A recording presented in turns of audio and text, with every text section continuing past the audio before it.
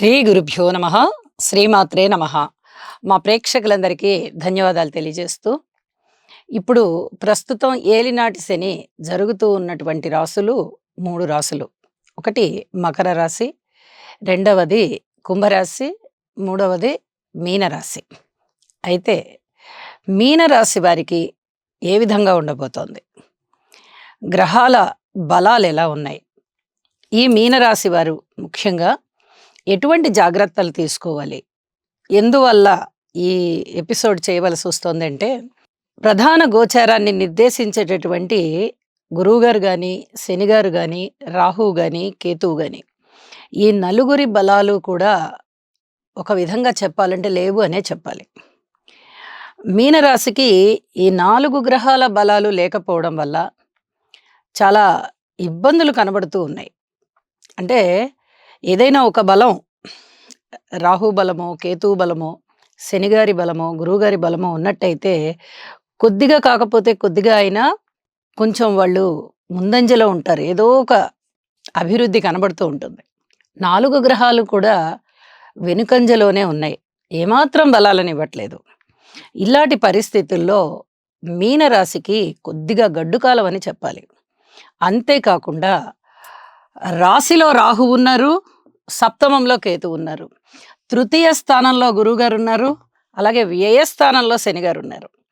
ఈ 4 గ్రహాలు ఈ విధమైన స్థితులు కలిగి ఉండడం వల్ల ఎటువంటి ఇబ్బందుల్ని వీళ్ళు ఇప్పుడు ఎదుర్కోబోతున్నారు.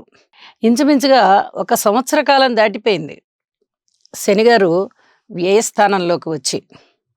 అలాగే రాహు వచ్చి కూడా ఇంచుమించుగా 8 నెలల కాలం జరిగిపోయింది. ఇక గురువుగారు వచ్చి 3 నెలల కాలం అవుతోంది. శనిగారి బలం ఉన్నప్పుడు గురుబలం లేకపోయినా, గురుబలం ఉన్నప్పుడు శనిగారికి బలం లేకపోయినా కొంతలో కొంత బ్యాలెన్స్ అవుతాయి. అంటే ఒక్కొక్కసారి పనులు ముందరికెళ్తాయి, ఒక్కొక్కసారి కొద్ది రోజులు ఆగుతాయి. ఏదైనా కాస్త చికాగ్గా ఉన్నా కూడా అతి కొద్ది రోజుల్లోనే ప్రశాంతత రావడం, ఇలా ఏదో విధంగా ఆ గ్రహం యొక్క బలం చేత వీళ్ళు కాస్త మనశ్శాంతి పొందుతూ ఉంటారు. ఇప్పుడు 4 గ్రహాల బలాలు కూడా శూన్యమైపోయాయి. అంటే శుభ ఫలితాలు శూన్యమయ్యి దుష్ట ఫలితాలు కనబడుతున్నాయి. మీన రాశిలో రాహువు ఉండడం కారణం చేత కానీ, సప్తమంలో కేతువు ఉండడం చేత కానీ, ముఖ్యంగా ఏ బంధాలైతే వీళ్ళు ఇంతవరకు ఈ బంధాలు నాకున్నాయి, ఈ బంధుత్వాలు నాకున్నాయి, ఈ ప్రేమ ఆప్యాయతలు నాకున్నాయి, వీళ్ళ యొక్క ఆదరణ నాకుంటుంది, వీళ్ళ ఆత్మీయత నాకుంటుంది అని ఇలాగ అనుకుంటూ ఉంటారో, ఇప్పుడు అవన్నీ భ్రమ అని తేలిపోతూ ఉంటాయి. బంధుమిత్రులు ఎవరు పనికిరారు, నా అనుకునే వాళ్ళు ఎవరు ఉండరు. సమయం వచ్చినప్పుడు ప్రతి వాళ్ళు స్వార్థపూరితంగానే ప్రవర్తిస్తూ ఉంటారు. ఇన్నాళ్ళు నేనొక మాయలో కమ్మి ఉన్నాను, ఇలాంటి అపోహలు, ఇలాంటి పొరపచ్చాలు ఇక ముందు నేను పడకూడదు అనే జ్ఞానోదయం కలుగుతూ ఉంటుంది. అది చాలా ముఖ్యంగా జరుగుతూ ఉంటుంది. రాశిలో రాహు ఉన్న కారణం చేత, సప్తమంలో కేతు ఉన్న కారణం చేత బంధాలు విడిపోతాయి. భార్యాభర్తల మధ్య అనుకూలత ఉండదు, ఆరోగ్యం అనుకూలత ఉండదు, వ్యాపార భాగస్వాముల మధ్య అనుకూలత ఉండదు, పబ్లిక్ రిలేషన్స్ దెబ్బతింటూ ఉంటాయి. ఇలా మీరు ఏదైనా చూసుకోండి, ఒక బంధం స్నేహితుల, బంధువుల, అన్నదమ్ముల, తల్లి బిడ్డల, తండ్రి బిడ్డల, భార్యాభర్తల, మీరు ఏ రకమైన బంధమైనా చూసుకోండి, కొంచెం క్లాష్ వస్తూ ఉంటుంది. ఇంకో విషయాన్ని కూడా మనం ఇక్కడ తెలియజెప్పుకోవాలి. రాహువు శనిగారి నక్షత్రమైన ఉత్తరాభాద్ర నక్షత్రంలో సంచరిస్తూ ఉన్నారు. ఉత్తరాభాద్ర నక్షత్రంలో సంచరిస్తున్నప్పుడు ఈ ఉత్తరాభాద్ర శనిగారి నక్షత్రం. మనకి జ్యోతిష శాస్త్రంలోనే ఒక సూత్రం ఉంది, శనివత్ రాహువు, కుజవత్ కేతుహు. రాహువు శనిలాగా ప్రవర్తిస్తూ ఉంటారట. ఆయనకి స్వయం ప్రతిపత్తి లేదు రాహువుకి. కాబట్టి శనిగారిలాగా ఈయన ప్రవర్తిస్తూ ఉంటారు. శనిగారు ఇచ్చే ఫలితాలు రాహు ఇస్తారనమాట. అలాగే కుజవత్ కేతుహు, కుజుడిలాగా ప్రవర్తిస్తూ ఉంటారు కేతువు. ఇక్కడ రాహువు ముఖ్యంగా చెప్పుకుంటున్నాం మనం. ఈ రాహు వచ్చేసి శనిగారి నక్షత్రంలో సంచరిస్తూ ఉన్నారు. శనిగారు మీనరాశికి వ్యయస్థానంలో ఉన్నారు.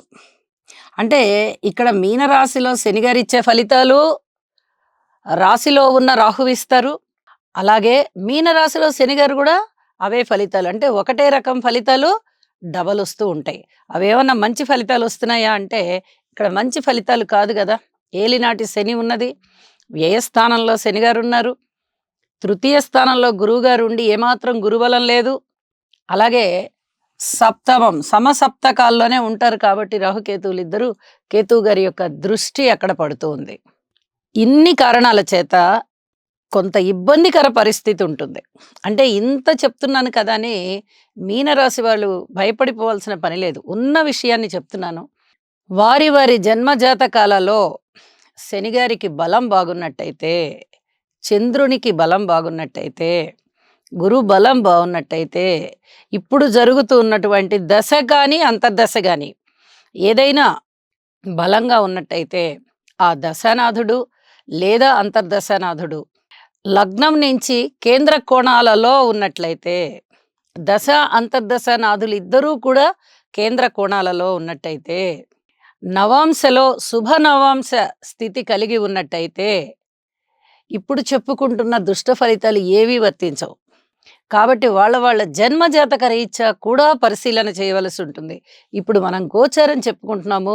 గోచారంలో ఈ స్థితి అంతగా బాగలేదు కాబట్టి కాస్త మనం వివరంగా చెప్పుకునేటప్పుడు ఎక్కువగా అదే విని ఇక ఇదే బాలేదు, ఇదే బాలేదు, మనకి అసలు ఏమీ బాలేదు అనుకుంటారు. అలాంటి అపోహ పడే అవకాశం ఉంది. అంత అపోహ పడాల్సిన అవసరం లేదు. కాబట్టి వాళ్ళ జన్మ జాతకాలని కూడా ఒకసారి సరి చూసుకోండి. అలాగే ఒకసారి ఏలినాటి శని జరుగుతూ ఉన్నటువంటి మీనరాశి వారు ముఖ్యంగా జన్మజాతక రీత్యా మీ స్థితిగతులు ఎలా ఉన్నాయి అనేది కూడా ఒకసారి మీకే తెలిసినట్టయితే పరిశీలన చేసుకోవచ్చు. లేదా మీ దగ్గరలో ఉన్నటువంటి మీ ఆస్ట్రాలజర్స్ ఎవరున్నారో వాళ్ళని అడిగైనా మీరు ఆ పరిశీలన చేసుకోవచ్చు. లేదా నాకు ఫోన్ చేసైనా కనుక్కోవచ్చు. మీకు ఎవరు అందుబాటులో ఉంటే వాళ్ళని అడిగి తెలుసుకోండి. ఇక్కడ రాహువు ఇచ్చేటటువంటి దుష్ట ఫలితాలు ఒక వైద్యానికి ఇంకొక వైద్యం జరగడం, అంటే రోగం ఒకటి ఉంటుంది, వైద్యం ఇంకోటి జరుగుతుంది. ఇలాంటి పరిస్థితి ఉండడానికి, అలాగే కుటుంబంలో ఐకమత్యం లేకపోవడానికి, ఆపరేషన్స్ విషయంలో వీళ్ళు మత్తు ఇచ్చినప్పుడు ఆ మత్తు ఒక 5-6 గంటల్లో మత్తు తగ్గిపోతుందండి, మత్తంతా దిగిపోతుంది అని చెప్తారనుకోండి వైద్యులు. ఈ మీనరాశి వారు ఆపరేషన్స్ చేయించుకుంటూ ఉన్నట్లయితే వాళ్ళకు ఒక 10-12 గంటలకు కానీ ఆ మత్తు దిగదు. అంత ఎక్కువ సమయం వీరు మత్తులో ఉండవలసి వస్తుంది. అలా అంటే స్లో రికవర్ అనమాట. అలాంటిది ఒకటి కనిపిస్తూ ఉంది. అలాగే విద్యార్థులు చాలా కష్టపడతారు, వారికి అనుకున్నంత మార్కులు రావు. ఎందుకు మాకు ఇలా జరుగుతోంది అనుకుంటారు. ఇక్కడ రాహు ప్రభావం అని చెప్పాలి. అంటే భ్రమ కల్పిస్తున్నారు. నేను చాలా కష్టపడుతున్నాను, బ్రహ్మాండమైన మార్కులు వస్తాయని వీళ్ళు అనుకుంటారు. కానీ ఫలితం చూసేటప్పటికి అంత ఉండదు, నిరుత్సాహపడతారు. అలాగే స్త్రీల విషయంలో కూడా కొన్ని అపోహలు ఉండడానికి అవకాశం ఉంటుంది. ఫలానా వ్యక్తి నన్ను ప్రేమించారు, నేను ఫలానా వ్యక్తిని ప్రేమించాను, ఆ ప్రేమ అంతా బూటకం అయిపోయింది, ఇప్పుడు నా గతి ఏమిటి, ఇన్నాళ్ళు నేను వాళ్ళనే నమ్మున్నాను కదా అని ఆడపిల్లలైనా మగపిల్లలైనా ఎవరైనా కానీ ఇలాంటి ఆలోచనల్లోకి వెళ్ళిపోతారు. ఇలాంటి సంఘటనలు ఎదురవుతూ ఉంటాయి. వ్యాపారస్తులు కూడా వ్యాపారాలు సక్రమంగా జరగట్లేదు అని చెప్పి బాధపడతారు. కార్మికులు కానీ, కర్షకులు కానీ, చేతి వృత్తుల వారు కానీ ఎవరైనా సరే కాయ కష్టం ఎక్కువగా ఉంటుంది. లగ్నంలోనే రాహు ఉన్నారు కదా, విపరీతమైన శారీరక శ్రమ ఉండేటటువంటి పరిస్థితి ఉంది. ఉద్యోగస్తుల విషయంలో కూడా కాస్త నిరుత్సాహం కనిపిస్తుంది. అలాగే పుట్టింటి వైపు వారి నుంచి అంత పూర్తి అనుకూలత ఉండదు. ఏదో ఒక విధంగా వ్యతిరేకతలు కనబడుతూ ఉంటాయి, నిరుత్సాహం కనబడుతూ ఉంటుంది, సహాయ సహకారాలు తగ్గుతూ ఉంటాయి. ఇట్లాంటి పరిస్థితి కనబడుతుంది.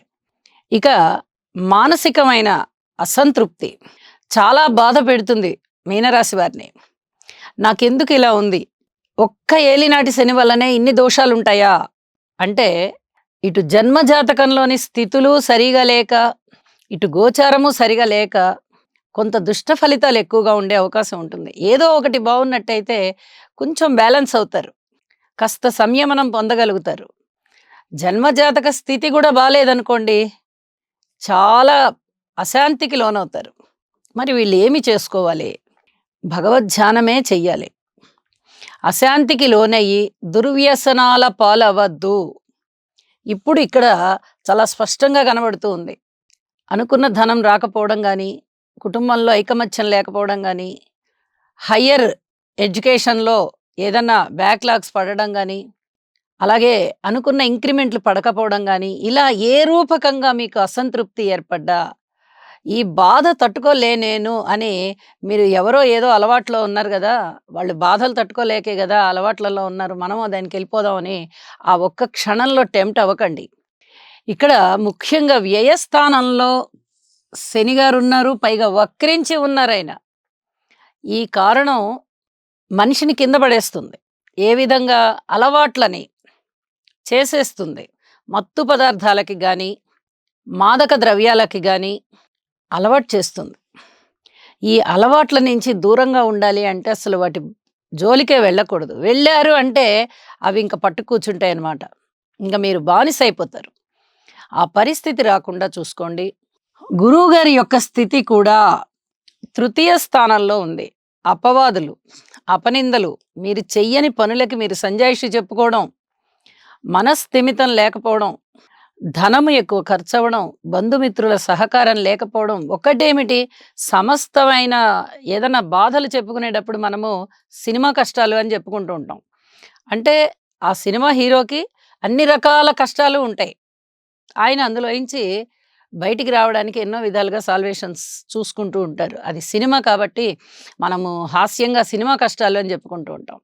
కానీ గ్రహస్థితులు ఈ విధంగా ఉంటే నిజంగా సినిమా కష్టాలే ఉంటాయి వారికి. ఆత్మసంతృప్తి తగ్గిపోతుంది. మానసిక ప్రశాంతత తగ్గిపోతుంది. ఏ పక్క నుంచి చూసినా అశాంతి కనబడుతూ ఉంటుంది. ఆర్థికము తక్కువ, అలాగే శారీరకమైన పుష్టి, దేహ పుష్టి తగ్గుతుంది. వివాహం అయిన వారికి భార్యాభర్తల మధ్య అన్యోన్యత తగ్గుతుంది. వివాహం కాని వారికి వివాహం ఆలస్యం అవుతుంది. ఏదైనా ప్రేమ వ్యవహారంలో ఉన్న వాళ్ళకి చాలా అసంతృప్తి ఉంటుంది. అన్నదమ్ముల సహాయ సహకారాలు ఉండవు. వ్యసనాల బారిన పడేటటువంటి పరిస్థితి ఏర్పడుతుంది. అంతటి మనశ్శాంతి తగ్గిపోవడం. ఈ విధంగా రుణాలు దొరకాలి అంటే కొంచెం రుణాలు కష్టమవుతూ ఉంటాయి. తీర్చవలసినటువంటి బాకీలు ఒత్తిడికి లోనవుతూ ఉంటారు. బాకీలకి ధనం తొందరగా తీర్చండి అని చెప్పి అడగడం అవతలవారు. ఈ విధంగా పరిపరి విధాలుగా మానసిక ఒత్తిళ్ళు ఎక్కువగా ఉంటాయి. మరి వీటికి పరిహారాలు ఏం చేసుకోవాలండి అంటే, శనిగారికి తైలాభిషేకం చేసుకోవాలి. హనుమాన్ చాలీసా చదవాలి. శని రాహు స్తోత్రపారాయణాలు చేసుకోవాలి. దుర్గ పూజ చేసుకోవాలి. శివాభిషేకం చేసుకోవాలి. నల్ల నువ్వులు దానం ఇవ్వాలి. పెద్దలకి సేవ చేయాలి. గురువుని సేవించాలి. ఇంకా ముఖ్యంగా తల్లిదండ్రులని గౌరవించాలి. ఇది చాలా చాలా చెప్పుకోదగినటువంటి అంశం. చాలామంది మన అమ్మే కదా అని కొంచెం నిర్లక్ష్య భావంతో ఉంటారు. అమ్మని పూజించడం ఏంటి, అమ్మని గౌరవించడం ఏంటి, మనం ఇప్పుడు ఏం తక్కువ చేస్తున్నాం అనుకుంటారు. అట్లా కాదు. తల్లిని గౌరవించడం అంటే తల్లిగారు ఇచ్చిన మాటని, చెప్పిన మాటని పాటించడం. అమ్మ ఒక మాట చెప్పింది అంటే అది ఖచ్చితంగా పాటించాలి. అప్పుడే మీకు తల్లిగారి పట్ల గౌరవం ఉన్నట్టు లెక్క. రోజు భగవంతుడికి చేసినట్టుగా మనం సేవలు చెయ్యక్కర్లా, పూజలు చెయ్యక్కర్లా, ఏమి చెయ్యక్కర్లా. మీరు ఇంట్లో నుంచి బయలుదేరి వెళ్ళే ముందర మీ తల్లిగారికి ఒక నమస్కారం చేసి వెళ్ళండి. అమ్మా వెళ్ళొస్తాను అని చెప్పి వెళ్ళండి. వాళ్ళు మీ క్షేమం ఆశిస్తారు. క్షేమంగా వెళ్ళి లాభంగా రా అని చెప్తారు. అది మీకు చాలా పెద్ద ఆశీస్సు. తల్లి ఒక మాట నోట్లోంచి చెప్పారు అంటే అది భగవంతుడి యొక్క వాక్యంతో సమానం. అంత నమ్మచ్చు. తల్లిగారు అంత గొప్ప వ్యక్తి. ఇక్కడ ఇలాంటి పరిస్థితుల్లో ప్రతి వాళ్ళు పూజించాలి. నిజం చెప్పాలంటే ఇప్పుడు గ్రహగతులు అంతగా బాలేని కాలంలో ఈ భూమి మీద దేవతలు ఉన్నారా అంటే అది కేవలం మాతృమూర్తే. పురాణాలు గాని, ఇతిహాసాలు గాని, సాక్షాత్తు భగవంతుడు గాని మనకి అనాదిగా చెప్తూనే వచ్చారు. తల్లిని గౌరవించమని, తల్లిని పూజించమని. తల్లిగారికి మీరు ఇచ్చేటటువంటి స్థానం ఎలా ఉంటుందో, దానిని బట్టే మీ పనులన్నీ శీఘ్ర విజయం సాధిస్తాయి అని చెప్పడంలో సందేహం లేదు. అన్నీ బావున్నప్పుడు మీరు నిర్లక్ష్యం చేసినా మీ గ్రహస్థితులు బాగున్నాయి కాబట్టి మీకన్నీ మంచి జరిగిపోతూ ఉన్నాయి అని అనుకోవచ్చు. కానీ మీనరాశి వారికి ఏలినాటి శని జరుగుతూ, లగ్నంలో రాహువు, సప్తమంలో కేతువు సంచరిస్తూ, తృతీయంలో గురువుగారు సంచరిస్తూ, ఏ రూపకంగా చూసినా కూడా గ్రహ బలాలు లేని కారణం చేత మీరు ఖచ్చితంగా భగవంతుణ్ణి ఆరాధించాలి అని మీ మనసుకి మీకు అనిపిస్తుంది. ఏ రకంగానూ నాకు ఏ పనులు అవ్వట్లేదు, కాబట్టి నేను ఖచ్చితంగా భగవంతుణ్ణి సర్వస్వ శరణాగతి పొందాలి అని అనుకుంటారు మీరు. దానితో పాటుగా ఇది కూడా చెయ్యండి. మాతృమూర్తి గారికి ఒక నమస్కారం చేసుకుని ఇంట్లోంచి బయలుదేరండి పొద్దున్నే మీ విధులకు మీరు వెళ్ళిపోయేటప్పుడు. అలాగే వారు చేతకాని వారైతే కుశల ప్రశ్నలు వేయండి. ఒక 5 నిమిషాలైనా మీ తల్లిగారి దగ్గర కూర్చుని వారి బాగోగులేంటో విచారించండి. ఆ తల్లి మనసు ఎంత ఆనందపడిపోతుందో అదంతా మీకు వరం రూపంలో వస్తుంది. ఈ కష్టాలన్నీ ఎటుపోతాయో, గ్రహస్థితులు ఇచ్చే బాధలన్నీ ఎటుపోతాయో. విజయోస్తు అని మీ తల్లిగారు ఒక్కసారి మిమ్మల్ని దీవిచ్చారంటే మీకది చాలా పెద్ద వరం అవుతుంది. ఇది కూడా ప్రయత్నం చేయండి. అలాగే ఇప్పుడు చెప్పుకున్న పరిహారాలన్నిట్లలో ఏ కొన్నిటినైనా పాటించండి. మీరు అవలీలగా ఈ బాధలేవైతే ఉన్నాయో వాటిని జయించగలుగుతారు అని చెప్పి తెలియజేస్తూ, మీనరాశి వారికి గ్రహస్థితులు బాలేదు అని వివరంగా చెప్పడం జరుగుతోందే తప్ప, వీరు అతిగా భయపడిపోయి మనకేదన్నా అయిపోతుందేమో అనేటటువంటి అధైర్యానికి లోను కావద్దు అని మరొకసారి తెలియజేస్తూ, ఒక్కొక్కసారి గ్రహస్థితులు అననుకూలం అవుతాయి. ఈ కాలచక్రంలో మంచి చెడు, సుఖము దుఃఖము, కష్టము లాభము, కష్టము సుఖము, ఇలా ప్రతిదీ ఒక సైకిల్ చైన్ లాగా ఆ కాలచక్రం తిరుగుతూ ఉంటుంది. ఒక్కొక్కటి ఒక్కొక్కసారి వస్తూ ఉంటాయి. ఈసరికే మనకి చాలా అనుభవాలు అయ్యుంటాయి. మన పెద్దల్ని చూసైనా మనం అది నేర్చుకుంటాము, తెలుసుకుంటాము. మనకు కూడా అలాగే జరుగుతూ ఉంటుంది. కాబట్టి ఇది ఏమీ భయపడొద్దు. తగిన పరిహారాలు చేసుకోండి. జ్యోతిష శాస్త్రం మనకి ఒక మార్గదర్శకత్వం, మార్గదర్శి అది. ఏదైనా చెడు ఉంటే పరిహారాలు చేసుకోమంటోంది. మంచి ఉంటే ఖచ్చితంగా మంచి జరిగిపోతుంది కాబట్టి ఎలాగో ఆనందంగానే ఉంటారని చెప్తోంది. కాబట్టి ఈ జ్యోతిష శాస్త్రాన్ని మనకి అందించినటువంటి మహనీయులకు, మహర్షులకు, తపస్యులకు, పెద్దలకు, గురువులకు అందరికీ కూడా మనము ఎంతో రుణపడి ఉన్నాము అని చెప్పి తెలియజేస్తూ, సర్వే జనా సుఖినో భవంతు.